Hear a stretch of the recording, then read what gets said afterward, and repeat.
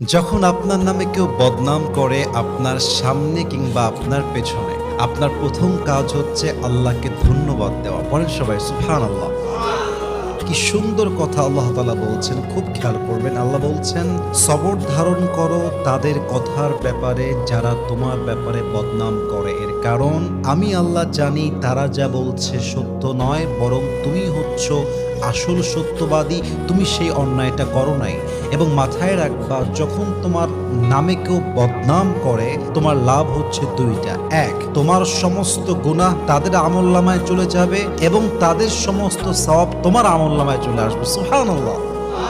তো যারা বদনাম করবে তাদের জন্য আপনি আফসোস করবেন যে ইস রে, আমার ভাইটা বুঝে না, আল্লাহ আমার ভাইকে তুমি হেদায়াত দান করো। কিন্তু মানুষের বদনামের জন্য, অন্যের চরিত্র নষ্ট হওয়ার জন্য নিজের চরিত্র নষ্ট করা, এটা বোকামি ছাড়া